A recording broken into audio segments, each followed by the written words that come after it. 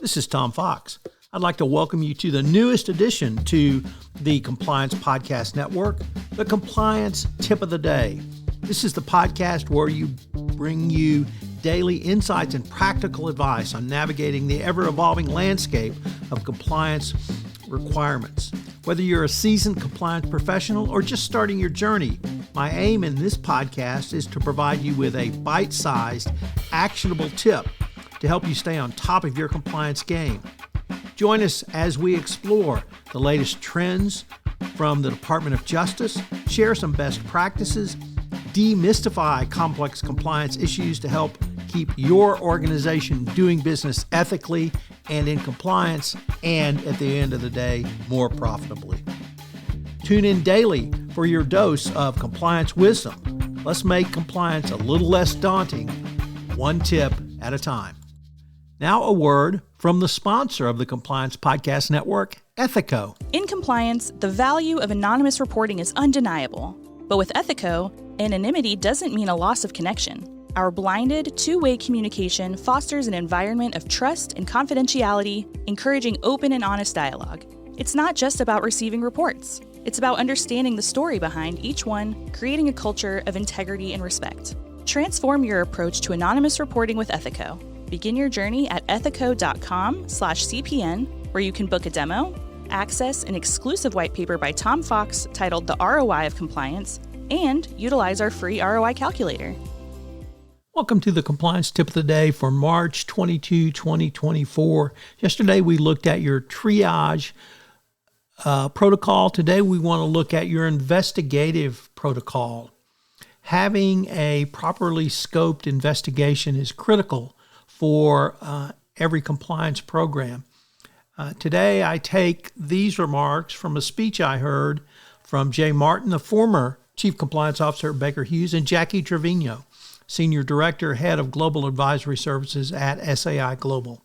They put together a 5-point outline for how you should think about your investigative protocol. Number one, opening and categorizing the case. The first step is to categorize a compliance investigation. This can come through your triage, but this step should be done quickly and efficiently in 1 to 3 days after the allegation comes into the compliance function. Number two, planning the investigation. After assembling your investigative team, determine the required investigative tasks. This would include document review and interviews. This step should be accomplished within 1 or 2 days. Number three, executing the investigative plan. Under this step, the investigation should be completed. I typically don't do interviews until I've reviewed all of the documents, although some investigators want to do it the other way around. This step should be accomplished in 1 to 2 weeks. 4, determining appropriate follow-up. This step, preliminary investigation, should be complete and you're ready to move into final phases. In some investigations, it can be relatively easy to determine when the work is essentially completed. Others may take longer.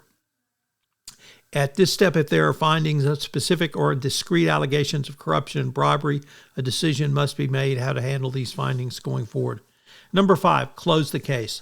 Under this final step, communicate the investigative results to the stakeholders, including the whistleblower if appropriate, and complete the case report. Everything done in these steps should be documented and stored, both either in electronically or hard copy.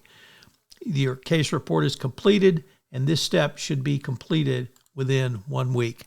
The importance of this protocol is that everyone in your organization understands what their roles and responsibilities, whether the investigation is domestic U.S., an international investigation, or domestic to a foreign country such as Australia. You'll know how to do it. As you know, this month's sponsor of the Compliance Podcast Network, including this podcast, is Ethico.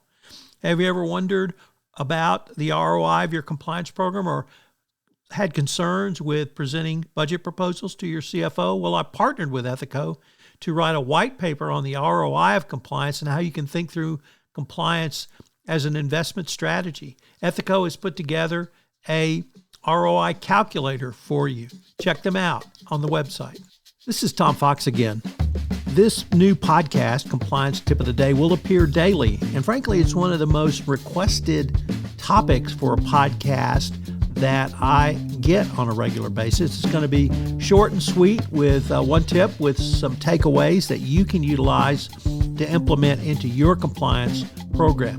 If you've got a question that you would like a tip on, please submit them through our website, and we will use them in an upcoming episode. The Compliance Tip of the Day is a production of the award-winning Compliance Podcast Network.